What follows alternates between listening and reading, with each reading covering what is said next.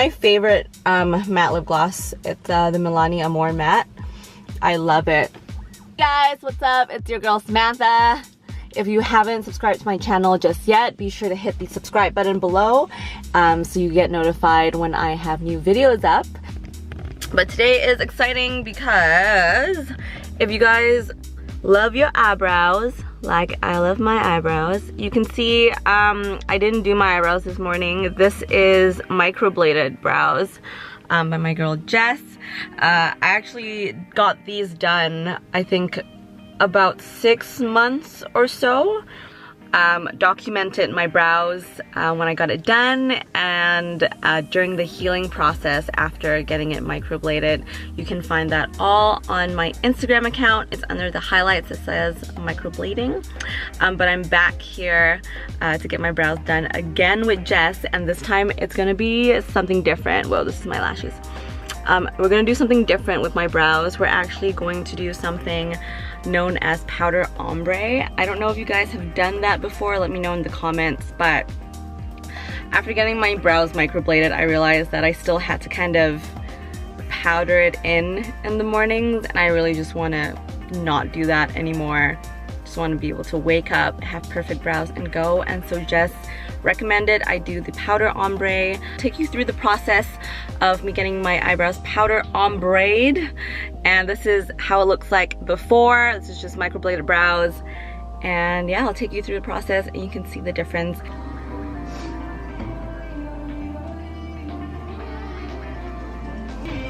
So like one thing I realized with microblading, I had to do a lot of upkeep as well because I had so much hair kind of going outside of the design. Yep, definitely. Is that the same as powder ombre?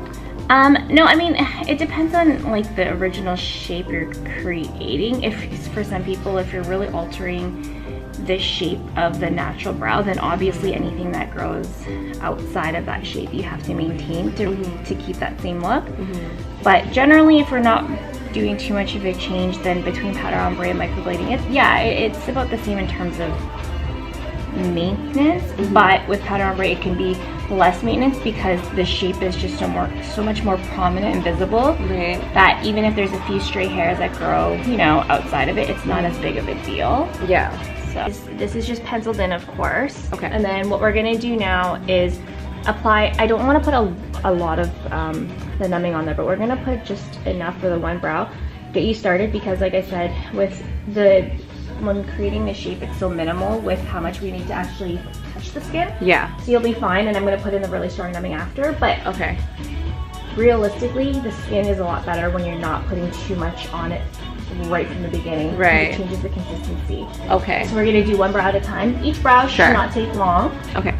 Especially with your skin type, it's pretty easy. Okay. And so we just got through the consultation, and now we're in the design process for my new brows.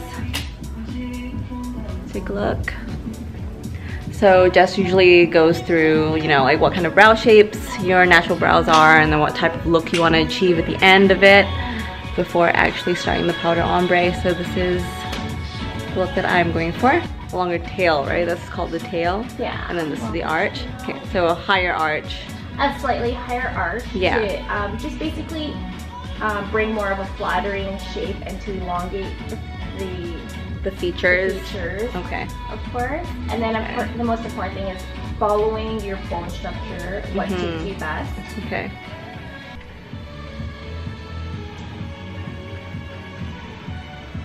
Ooh, okay, so this is the finished look. Thank you so much, Jess. You're amazing! I love it. It's so clean. Hey guys, so I just got home from my powder ombre appointment. As you can see, my brows look really on point.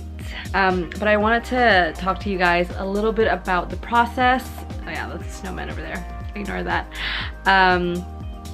Because a lot of you guys from the last time when I did microblading, a lot of you were interested to hear more about it. Yeah, so here you can see a closer look of my brows. They are freshly done, so they do look a little bit darker and longer. But after it heals. You can pretty much expect something similar.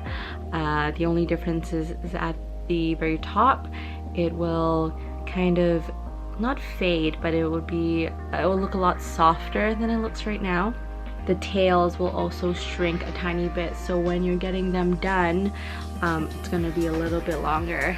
The experience was, I went in, I've done it with Jess once before, so we didn't really need to go through too much of a consultation, but we did go through a consultation on what I was looking for to accomplish. And the reason I decided to go with the powder ombre instead of getting a touch-up for microblading is because, well, microblading, it does fade over time, and I found that, you know, I kind of wanted to wake up and then be ready to go, at least for my brows, but I did find that with microblading I still had to fill them in, and I did like my brows a little bit longer, and so, you know, there's still a lot of work that went into it every morning.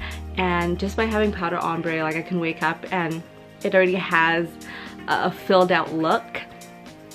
It is a little bit lighter at the top, which is done on purpose because our natural brows are indeed lighter at the top anyway, or at the front of the brow. After that, we went through a design process where she was looking at, you know, the shape of the brow that I wanted, and I went with my natural shape. So this is how my brows naturally are shaped. She really looked at the brow bone and symmetry, for example. And it's so funny because one thing we realized is that, and I know this as well, is that I use more of the muscles on the right side of my face. Well, I mean, everyone does that naturally as well. Like, one side of your face will be stronger than the other, but for me, my eyebrow movements were pretty pronounced. Like, they were different, so hence why on my resting face we decided to not focus on symmetry so much, but more on the symmetry of my eyebrows when I'm, you know, talking and in movement, and you know, your face just works differently that way. It's funny because Jess told me that for most people microblading actually hurts a lot more. So what microblading is, as far as I know, it's you're essentially using a blade to kind of I don't want to say scrape the skin, but you're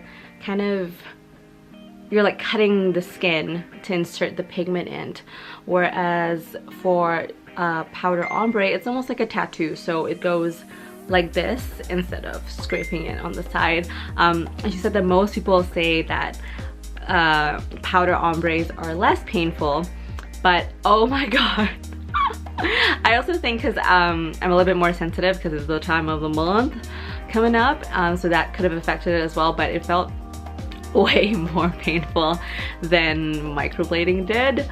But the good thing is that with microblading, you know, you have to go back for touch-ups quite a bit, whereas for powder ombre, she said that this could very well last for a year to a year and a half before I actually have to come and see her to get anything touched up. We went with the natural thickness of my brow, so it's essentially like how it looks when I powder it in or when I fill it out. But it's just, yeah, it's interesting to see it like this all the time. It's like I'm put together all the time. If you wanted to watch some of my stories from my experience microblading, it's on my Instagram account, so you can follow me there and go to my story highlights that says microblading. I'm going to create one for the powder ombre as well, but I will keep you guys posted. This is day 1. It's a photo, right? No, it's a video. It's okay, I'll just keep pretending it's a photo. I wanted to give you guys an update on my eyebrows. It's been 1 week since I got them powder ombre, and just wanted to give you an update on the healing process. I don't know if you can see them. Silver. So the healing process, it's been about a week since I've gotten my eyebrows powder ombre, and this is the 7th day. It's definitely gone down to a more natural shade. The shape still looks good. We have the length that shrunk a tiny bit, but that's what happens with most tattoos anyway. Just some minor scabbing, just a little bit of scabbing on the 5th day, but that kind of all cleared out. The skin started flaking, and then there's a process where you wash your eyebrows and then you put a cream that Jess gives you. So I've been doing that for a couple of days, and yeah, it'll look good. All looks good, right? Right? So we are hitting the 2-week mark of the healing process right now, and as you can see, the brows definitely look more natural. We managed to, well, I managed to retain most of the color that Jessica put in when we first got it done, but it definitely looks more natural. Here's a close-up that you can see. It's very defined still, and it has this powder ombre look, so it's definitely softened quite a bit from when I first got it done 2 weeks ago, and the healing has been very smooth. Right now there's almost, all the flaking is almost gone, no more scabs, and yeah, I'm loving it. It looks really good. Thank you guys so much for watching my video. I hope you enjoyed watching the process from start to finish of getting my eyebrows powder ombre. If you want to watch more videos, head to my Instagram account. It's in the highlight section that says powder ombre. I also have a highlight section that showcases the process when I got my eyebrows microbladed, also with Jess some time ago. And you can kind of watch and compare and see, you know, what works best for you. I would love to hear your thoughts about this video, or if you have any questions about microblading or threading or eyebrows or anything to do with the process of powder ombre. Leave me a comment below, let me know. Do your girl a favor and hit the subscribe button below to see the rest of my videos, and I hope to see you guys next time. Bye!